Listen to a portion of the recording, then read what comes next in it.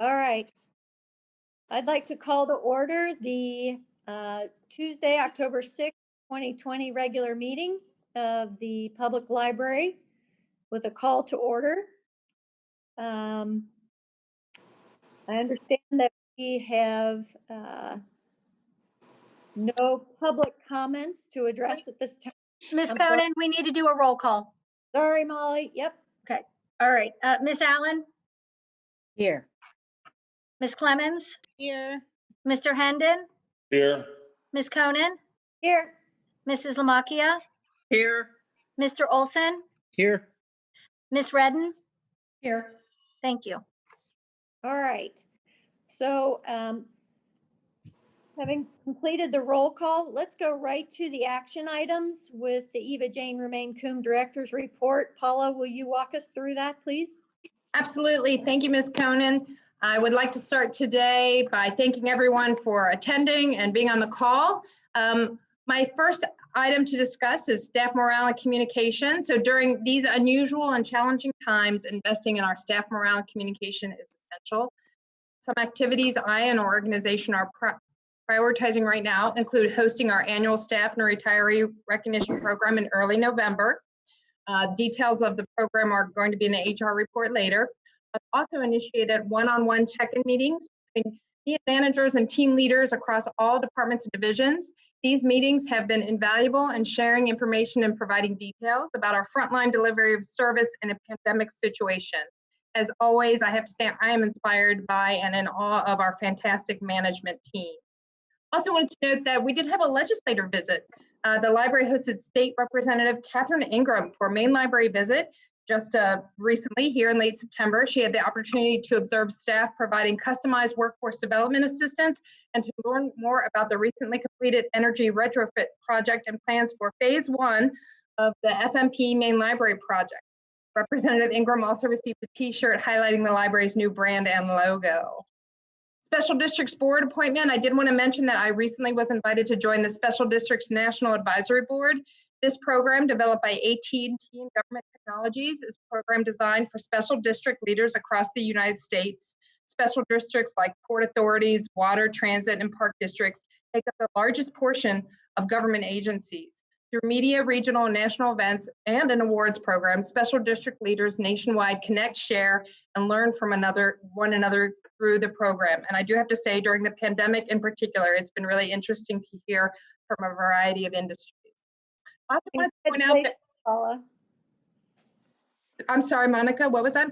Congratulations. That's a nice invitation to join. Thank you very much. I think it'll do a lot for our organization to learn Yes. what people are doing. I'm really excited about that one.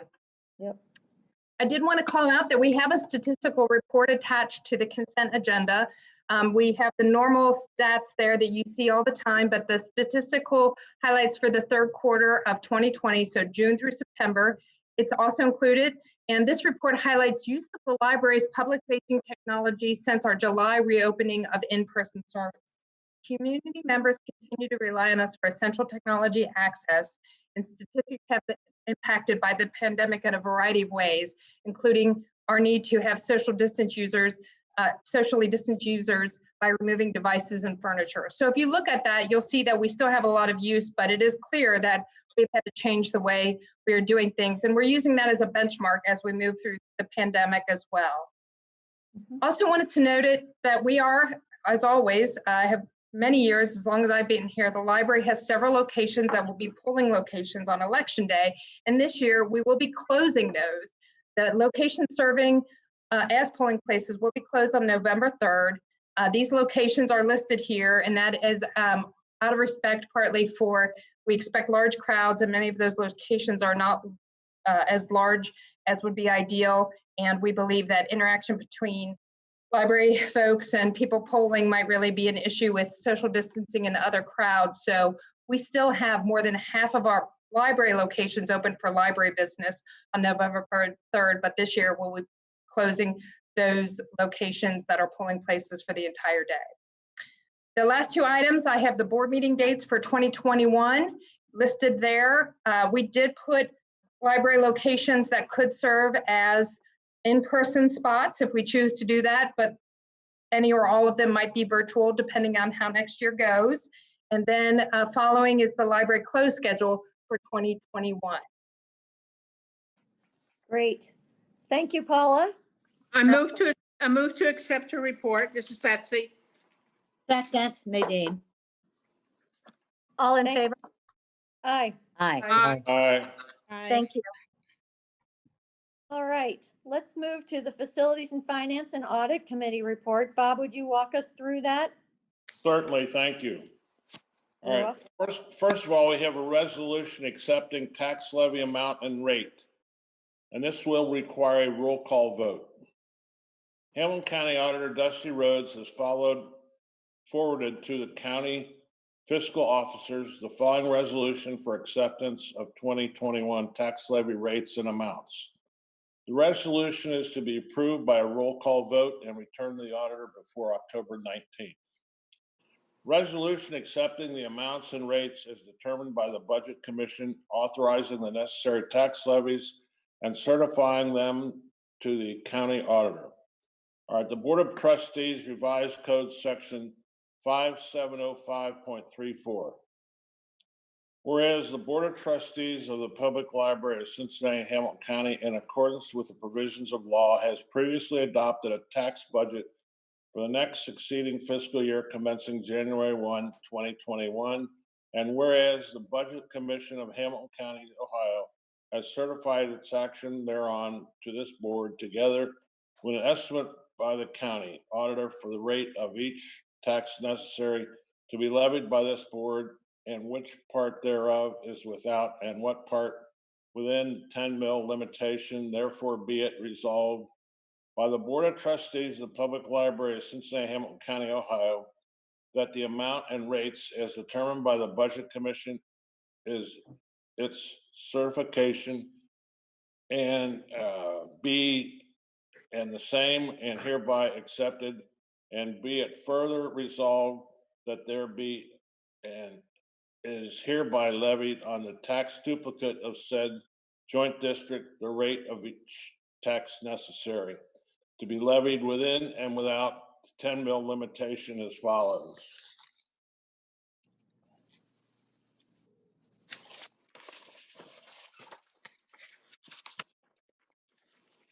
Okay. There's a schedule summary of the amounts required from general property tax approved by the Budget Commission and county auditors' estimated tax rates. The general fund is 37 million. Hold on a minute, I gotta get my glasses.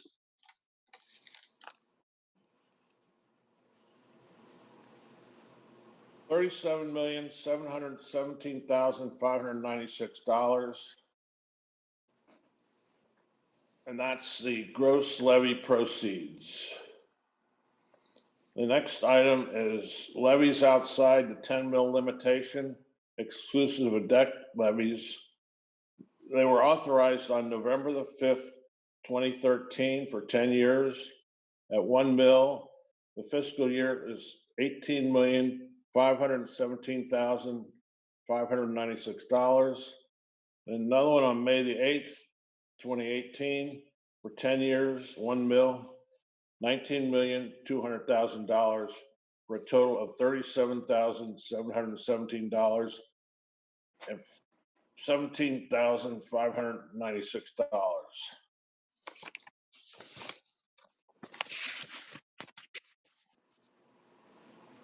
Be it further resolved that the clerk of this board shall that the clerk of the board be and is hereby directed to certify a copy of the resolution to the county auditor of Hamilton County. Now, I move that we accept this report. Betsy, second. Need a roll call vote. I'm sorry, I was having muting issues. Miss Allen, Aye. Miss Clemens, Yes. Mr. Hendon, Yes. Miss Conan, Yes.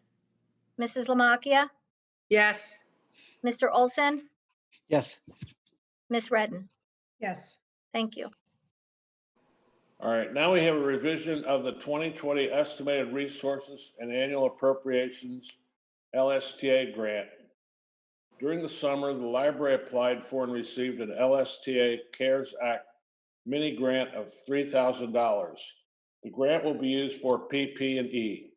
We're requesting authorization to establish the estimated resources and annual appropriations for the LSTA grant fund as follows. Intergovernmental Revenue Fund, federal funding revision $3,000 as newly amended $3,000. LSTA grant fund supplies general administrative revision $3,000 as newly amended $3,000. I move we accept this. Betsy, second. Miss Allen, Aye. Miss Clemens, Aye. Mr. Hendon, Aye. Miss Conan, Yes. Mrs. Lamakia, Yes. Mr. Olson, yes, Miss Redden. Yes. Thank you. All right, now we have an item, waive public bidding. Since March, the United States has been under a national emergency concerning the novel COVID virus outbreak. Since that time, the Centers for Disease Control and Prevention has recommended improving building ventilation systems to help reduce the risk of airborne transmission of the virus. Library administration has been evaluating options for air quality improvements at library facilities and found bipolar ionization to be the most efficient and effective way to combat airborne transmission of this disease. Considering emerging evidence surrounding airborne transmission of COVID-19, we're requesting that the board waive public bidding based on urgent necessity as permitted in ORC 3375.41 to install bipolar ionization at selected library-owned facilities. In addition, we are requesting authorization for Paula Brem-Heger, Ava Jane Remain Coombe Director, to enter into a contract with a contractor to be determined after solicitations by Most Engineering and authority to approve change orders as necessary and to execute the certificate of substantial completion. The contract amount and any change orders will be reported to the board for confirmation in December. Interim progress reports will be shared with the board president and the chair of the Finance, Facilities, and Audit Committee. I move we accept that. Betsy, second. Miss Allen, Yes. Miss Clemens, Yes. Mr. Hendon, Yes. Miss Conan, Abstain. okay, Mrs. Lamakia, Yes. Mr. Olson, yes, Miss Redden. Yes. Thank you. All right, the next item is main library project and construction manager at risk. Excuse me.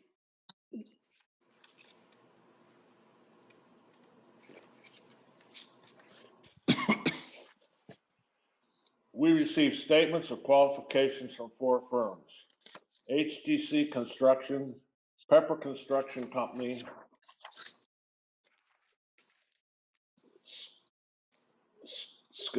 Saskatchewan Construction Company, Turner Construction Company.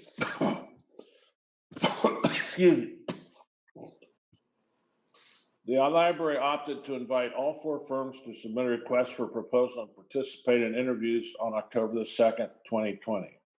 In addition to the interviews, the Construction Manager at Risk Evaluation Committee reviewed the submitted proposals for technical qualifications and fixed fee pre-construction pricing.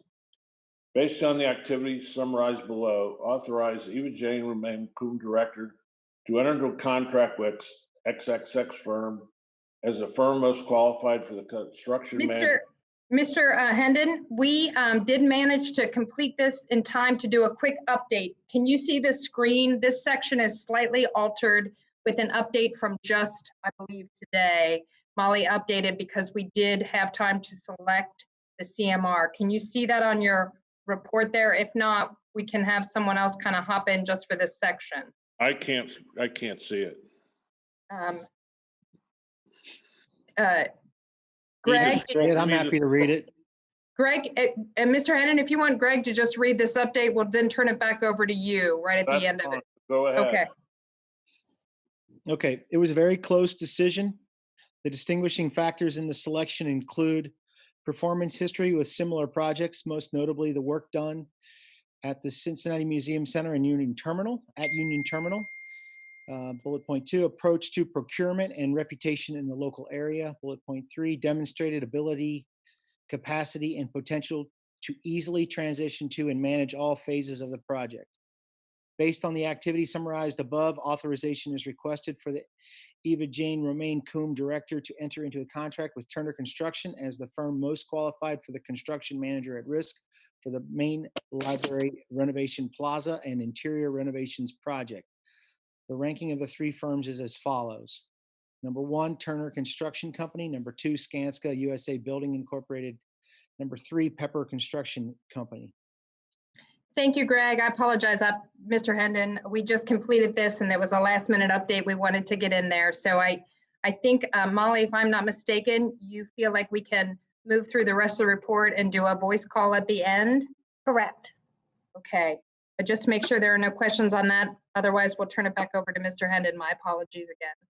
All right, Walnut Hills Branch GMP. The architect has completed the construction documents. They have been submitted to Megan Construction to finalize their GMP proposal. The proposal is due to the library on October 23rd, 2020. The established budget for construction has remained at $8,365,000, including CM general conditions during the design process. We're requesting authorization for the Eva Jane Romaine Coombe Director to enter into a contract with Megan Construction as long as the submitted GMP is equal to or less than the budget. All right, the next item is Price Hill Branch project update. Both the existing and new addition are under roof and all exterior wall systems are installed and the entire building is now considered dried in. Most of the interior spaces have stud walls framed, inspected, and are ready for drywall installation. The exterior site work is regrading, installing underground utilities is now in progress to prepare for parking lot paving this fall. Most of the above ceiling ductwork is complete and is now in the process of being tested and inspected. Owner occupancy is still on track to occur the first quarter of 2021. Following change orders are submitted for confirmation. Justin Construction, General Trades, upsize fire service, $2,530. SSRG for masonry, stairs, ducts, and floor joists, $13,672.58. CHM Manufacturing, stainless steel, stair modifications, $456. Geiger Construction Projects, window, storefront, sliding entry door change, $10,044. Interiors Corporation, framing drywall, revised kitchenette, a deduct of $729.43. And Performance Construction Plumbing, design adjustments to meet code, $770.87. Geiler Company, HVAC, design adjustments to meet code, $19,112.29. Delta Electrical Contractors Electrical, revised kitchen design adjustments to meet code, $6,034.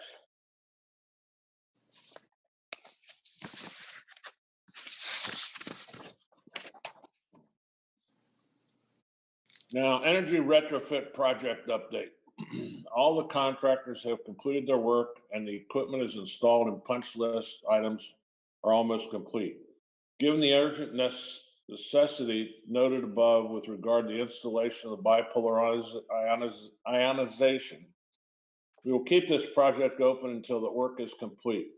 There's one change order submitted for confirmation, referred fire protection for fire suppression, replace a valve at $2,800. Groesbeck Branch refresh. The next refresh will be at Groesbeck Branch. The facility staff will install new carpet and provide a fresh coat of paint throughout the branch. In addition, the staff will work to install storefront to create 3 small study rooms. These rooms are in high demand whenever they are located. As a result, we are requesting approval to close the branch at the end of the day on November 13th, 2020, and plan to reopen on Monday, December 14th, 2020.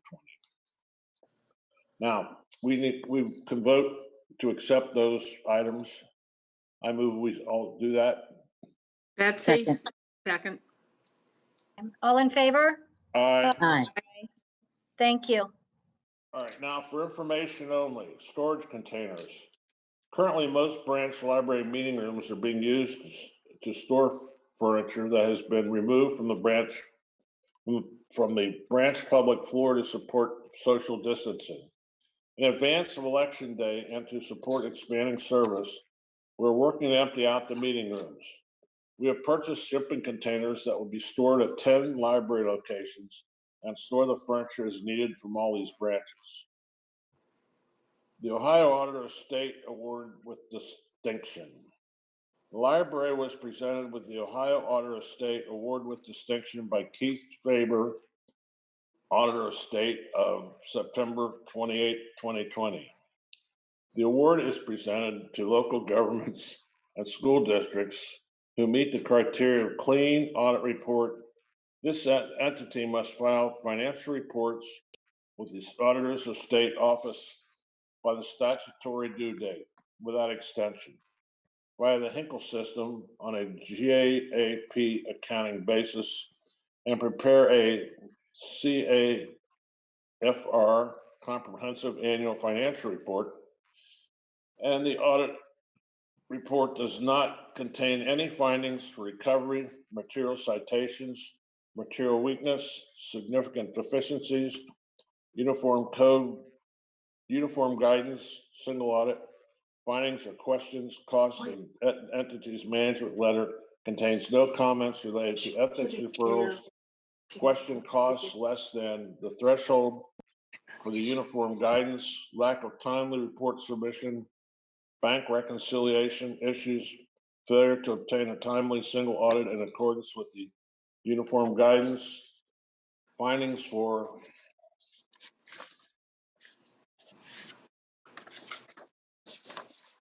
recovery less than $500, public meetings or public records issues, and the entity has no other financial or other concerns.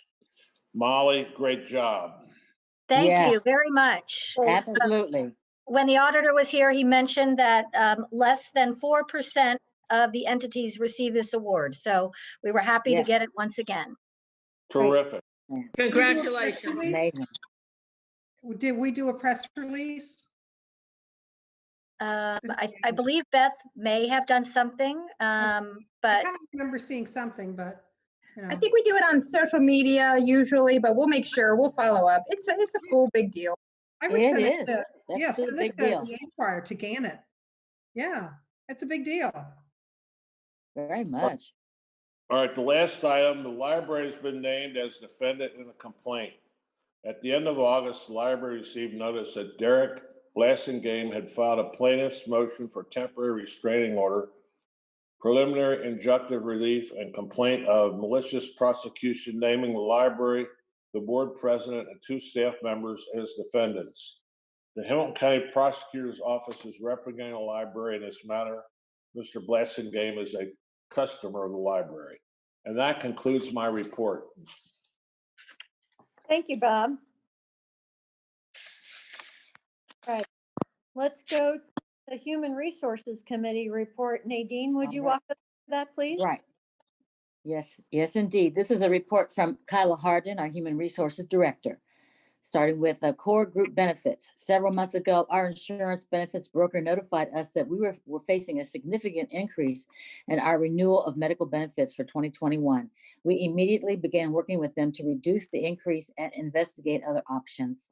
A staff work group was formed to evaluate different carriers, plans, and contribution options as our benefits broker sought proposals from multiple carriers with only limited response and interest in our business because of our recent claims experience. As new claims data was released, The Human Resources team also requested for the broker to return to the carriers with the most recent claims data that indicated a better renewal could be offered. After significant back and forth with the broker, we were notified of the latest negotiation of a 10% increase for our medical benefits.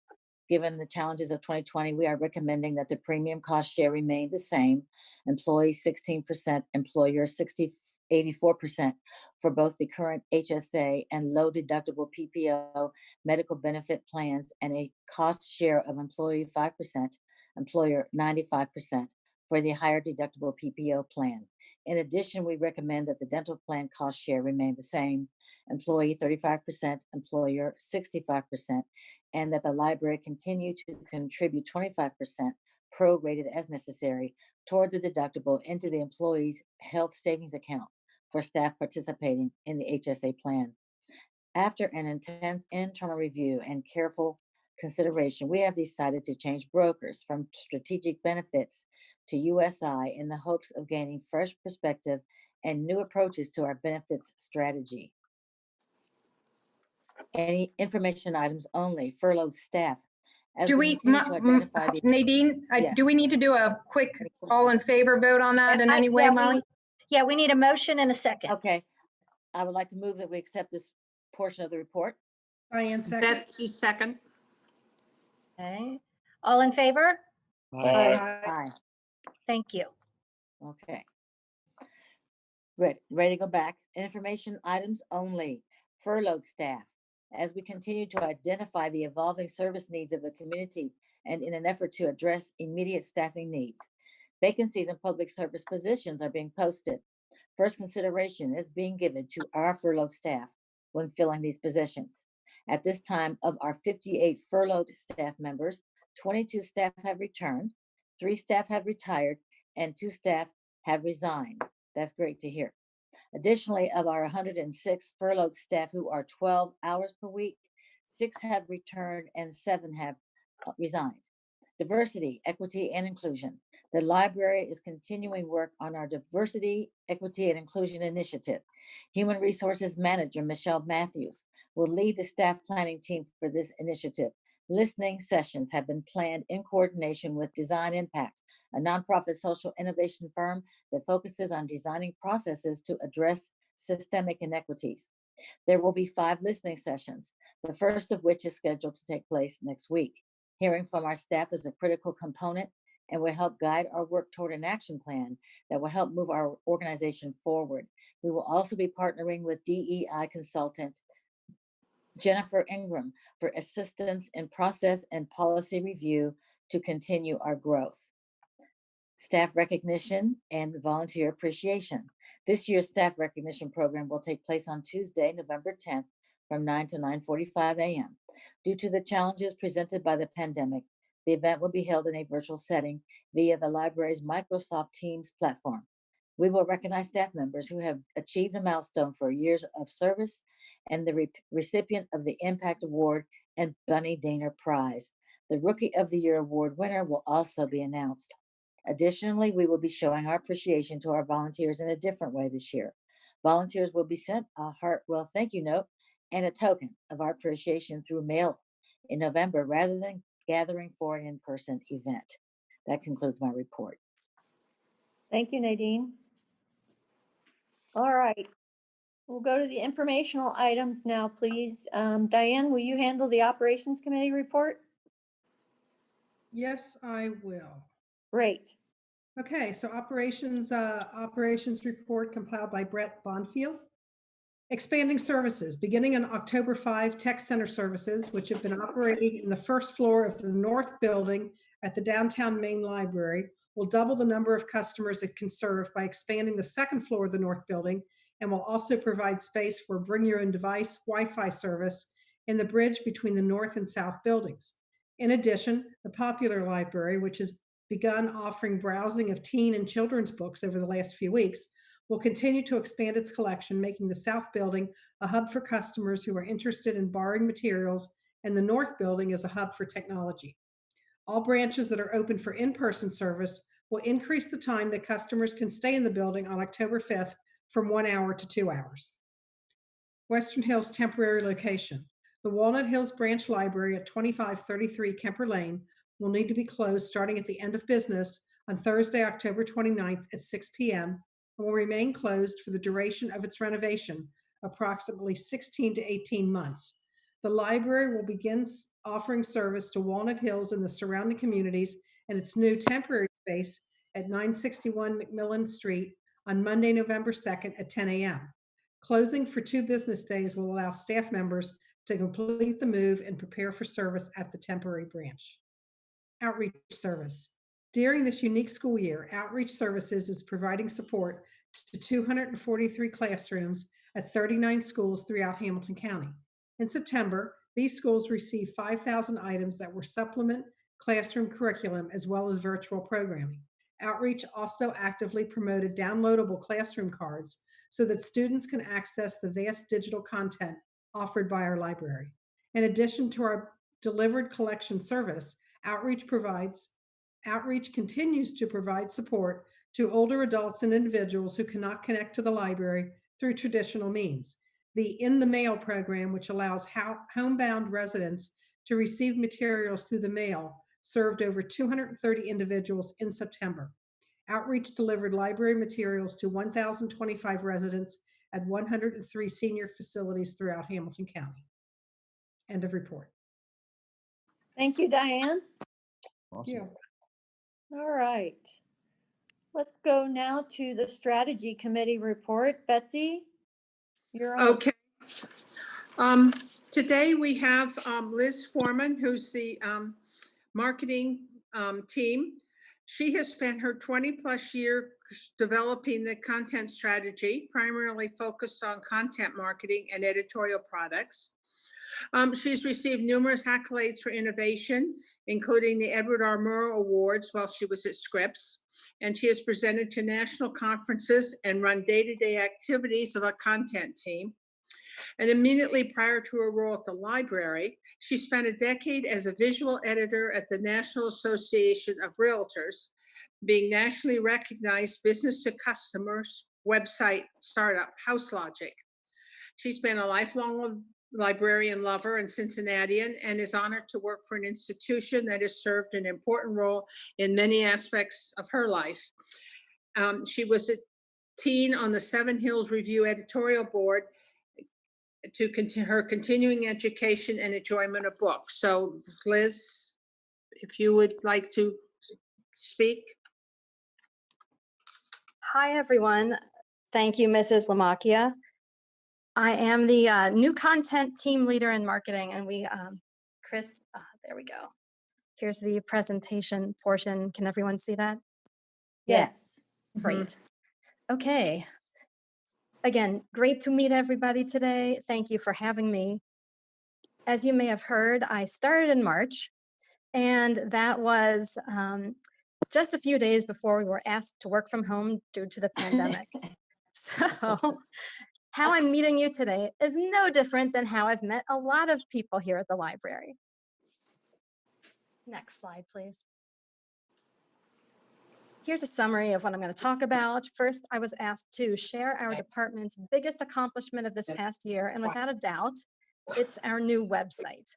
So I will talk about that as well as touch on some upcoming plans at the end, and please feel free to ask questions as I go along. Next slide. Thank you. So we did it. The website will be 2 months old as of next week, and it's been a huge year. Everyone's worked incredibly hard in this project launch due to the hard work of people inside my department, but also many people outside of my department who had been planning this for years before I arrived. Next slide, please. So the timing of the launch was crucial to meet our mission and goals, and here's why.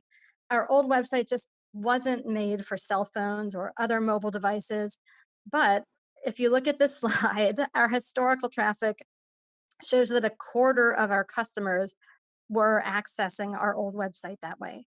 So we knew when people were staying home due to the pandemic, using their phones, this was the time to act. So our launch date really did serve a purpose of meeting customer need at this time. Next slide, please. So to recap, these are some of the major improvements with our new website.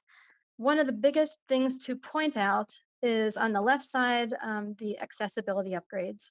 You can now see our website on most phones and tablets, and it looks great. And our catalog now complies with Americans with Disabilities Act website standards, which really is an imperative. On the right-hand side of this slide, among other improvements, we are really just benefiting from a tighter integration overall between our catalog and the website.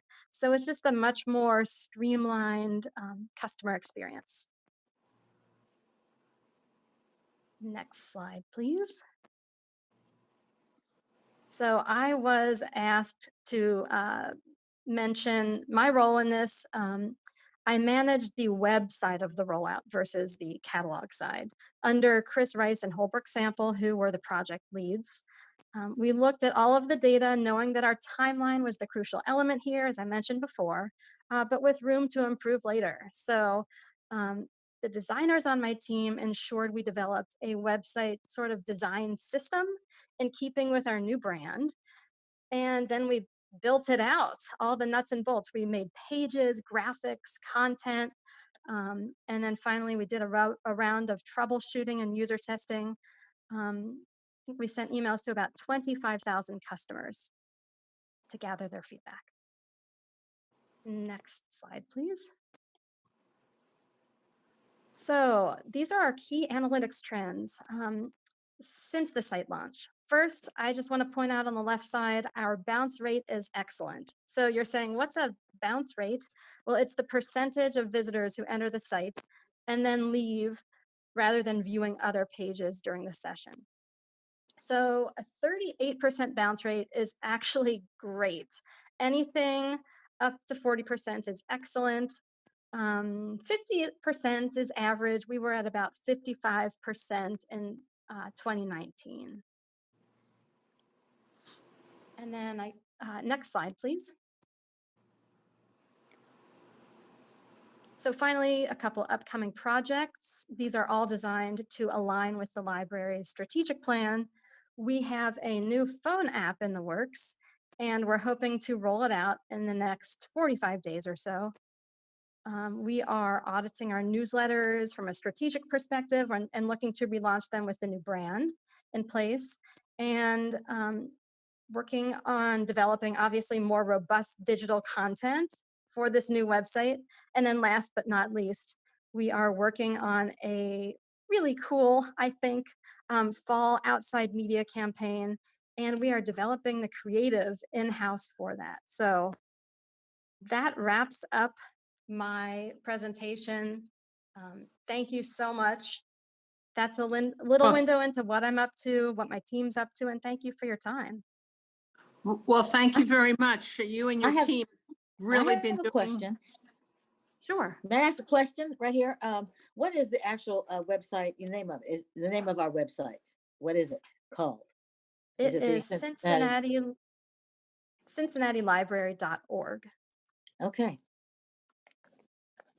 Okay, well, thank you. You and the team have really done a yeoman's job and really been busy. It sounds terrific. Thank you. Now, Chris, did you have a video you wanted to show us? Yeah, I can pull that up right now. This is actually the spot that Liz was just talking about for TV that's going to start running towards the end of October. It's not quite done yet, but it is pretty close to what it's going to be in its finished form. Can you all see that right now? Yes.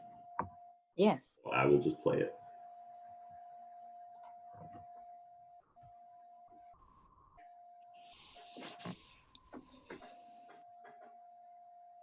I don't think we can hear it, Chris. Oh, really? No. Give it one more shot. Not sure what's going on. Sometimes the sound is a tricky thing. I practiced it and it worked. You could dub a U2 song over the top of it. That would be awesome. That works for anything, right? Can I pick the song too? Awesome. Cincinnati and Hamilton County Public Library. We've always been there for minds of all kinds. Whether at our 41 locations or wherever you are, we're proud to be a place where everyone can learn without limits. For materials and printing, for technology access, for curbside service, for job help, for free meals, for small business help. Yes, love it. Yeah, great. Love it. I take it the sound work that time. Yes, it did. Yes. So that's it. We have a few more things to do to it to finish it, but the team has just done an amazing job on it. When is it scheduled to run? The day starts October 22nd and runs through December, I want to say 12th. On all channels or? It'll be channels? on cable. So there are several. I don't have the list right in front of me. Okay. Several cable channels. There's over. Mhm. It basically is going to run. You'll see it. Trust me. Yeah. Fantastic. It's everywhere. Mhm. Great.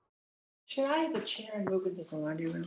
Okay, okay, back on again. Okay, this was the public awareness campaign that the library was running, and that they were going to feature TV spots on the local cable and on the streaming services such as Hulu and all the social media platforms. And hopefully the new brand will feature with the overall message that we're open to all kinds of minds, and our awesome staff is here to serve the community.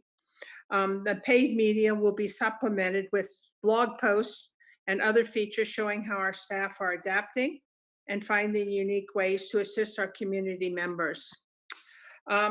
Supporting teaching and learning, we have a how-to video series. They're creating short, informative videos that will show how to use online resources, such as the homework help now that we have, and with specific tasks, like getting started on research for school assignments. Then we will distribute we have distributed over 11,000 library cards back in September for teachers and students. Can you all still hear me? Yes. Yes. Yes. Okay. All right. Under community engagement, with the COVID-19 testing, we've been in partnership with the UC Health Test and Protect and the Health Collaborative. And on Fridays and Saturdays, 4 or 5 of the branch libraries each week will allow equitable access across the county. And testing will be in parking lots or in branch outdoor spaces if the buildings have them. It's walk-up only, so that no appointment is necessary. It's not a drive-up testing. It's free unless individuals can provide their own insurance information. And hopefully the test results will be provided by UC Health in 24 to 48 hours. The voter registration and election preparations. All the locations are providing forms for voter registration and are requesting a mail-in ballot. I think the voter registration has closed by now, hasn't it? Yes. Yeah. And 15 of our locations will be polling locations for this election. And we are working with the League of Women Voters and the Greater Cincinnati Voter Collaborative to provide information to the public. And this will include a public blog about voter rights, events. We will have a few voter registration events planned, but that's in the past. And links to resources with a page of voting information, and that will be available on the website. Also in collaboration with the Christ College of Nursing and Health Sciences, we're offering free wellness checks. This September and October, senior nursing students will be conducting health-related educational sessions and screening at several locations. This will be including blood pressure checks, dietary counseling, medication and allergy education, and health promotion strategies. The locations that we will be including will be the main library, Avondale, College Park, Madisonville, and West End. Under our customer experience, we are currently have 2 internal project teams working to revision our customer experience based on all the changes that we have gone through in the last few months. One team is focused specifically on the downtown main library, while the other is more broadly focused on the whole system. The planning groups consist of main library and branch staff who will focus, excuse me, on the short term, the remaining months of the year, and the longer horizon for all next year to the 2022. These groups are engaged with Group 4, which had started the work with the library staff at all levels of imagining service in the spring before the pandemic broke out. These teams will develop a customer experience framework that has new and imaginative concepts and technology that will work to both elevate and reimagine the library experience and will provide the highest quality service to our community.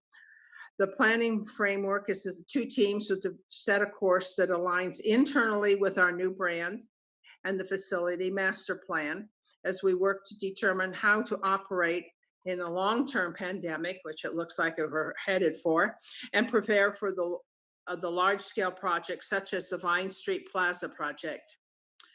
The goal is to make sure our community needs, our stated interests, and safety are prioritized, along with responsible stewardship of resources, the appropriate staffing, and the creative, flexible use of the library's physical space, technology, and collection.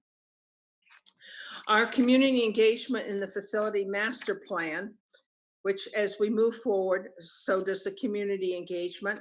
And some of the activities are, well, we've already had on September 30th, the library in Fishbeck co-hosted a virtual information session to share the final design for the renovation and the expansion of Walnut Hills Branch Library.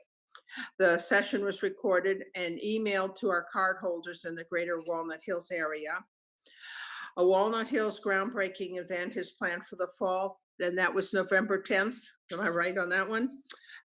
Prior to the pandemic, the library planned a community information session for each of the 5 planning zones. This is to increase the awareness about the facilities master plan. 2 were completed before the pandemic and the rest were postponed, and we will plan to try and hold them this fall. The Price area Hills cardholders are receiving periodic email blasts about the progress on their renovation and expansion.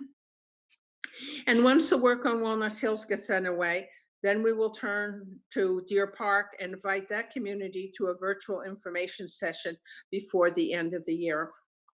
Mrs.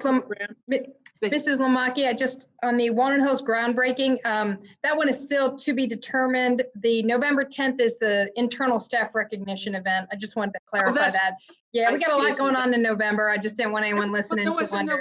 There was a November 6th date too. That's one that's one of the potential dates, but we haven't set it quite yet. But that is, yeah. Determined that one, okay. Yeah. Okay. The programs that we've had a summer learning recap where we've distributed 6,000 plus summer meals, 28,000 plus brand new books for youth. When I was going over this, I was listening to my grandson and he was absolutely amazed at 28,000 new books for kids. I think he thought he should get one. 24,000 STEM activity booklets, 16,000 take and make kits, 7,000 coupons for local food venues, and 328 grand prizes. He also wanted a grand prize. He's 7, almost 6, almost 7. The programming and content we've had 70 live virtual programs and 61 for outdoor programs, and 111 pre-recorded ones on the YouTube, 16 Facebook live programs, and 331 Beanstack users recordings. And then we have a list of what the library will be having coming up under the adult information and education, the adult social connectivity and entertainment, the early literacy and social skills, youth education, youth entertainment and self-expression, and the community connections. Some of them are going to be all happening in the next week or 2. And that's the end of my report. Thank you. Thank you, Betsy. All right, Betsy, we are going to call on you again though for development. The next one for a short one here under the development committee from Stacy Dennison. The library submitted a joint proposal to the Institute of Museum and Library Sciences with the Cincinnati Museum Center to help bridge the digital divide, which we have in our community. Over the next couple of years, the staff from the library and the Cincinnati Museum Center will be working in West End, Price Hill, Westwood, St. Bernard, and the Avondale communities so that we may provide devices, technical assistance, and virtual programming. This is the first IMLS grant that the library has received. Hey, Stacy, you want to give the number? I think it's not in the report, but just to end on a fun note, the number, or Beth, the number of people that submitted for this and the number that were selected. Can you guys pull that up off the top of your mind? I just think the board might like to hear that. Yeah. It was, There oh, go ahead, Beth. There were 1,701 What? applications from across the country, and 68 were funded. So that's 4% of people who applied actually got funding. And our partnership with the CMC is just one of two in the state that got funded. The Dayton Public Library also received funding. So we were pretty pleased. Well, Yeah. well, thank you. Congratulations to us again. Thank you for writing such a good grant request. Stacy and Beth, all credit to them, and that was great. And it's a nearly $500,000, and the library's portion is just under $250,000. So lots of good Wow. stuff. Wonderful. The HBEW and FR Luther Foundation has renewed their support for the library summer program. The Microsoft Store made a generous in-kind donation of Xbox gaming systems, games, and accessories. And we also have additional grant funding requests submitted. So we'll find out whether we get some of those too. Planning for the Libraries Foundation annual campaign is underway. The first phase begins in October with the library's employees giving campaign. The staff can make a monetary donation to opt in at no cost through designating the Library Foundation as their charity through the Amazon Smiles and the Kroger Community Rewards Giving Program. The Friends hosted 3 donate days, and having donated 38 crates of books to the library, I know that people appreciate it. And the library's just at the library's distribution center parking lot on August 15th and August 22nd and September 12th.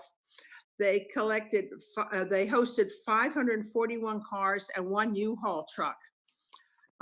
They have 3 additional days scheduled for donate days. They're going to have one October the 10th at the Loveland Library, the 17th at Sharonville, and the 24th at Harrison Branch.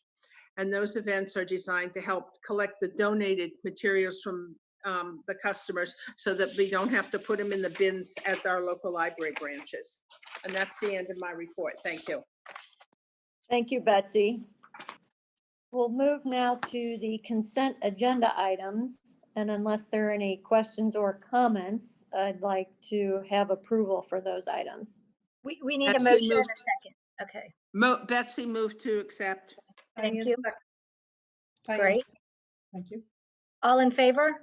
Aye. All right.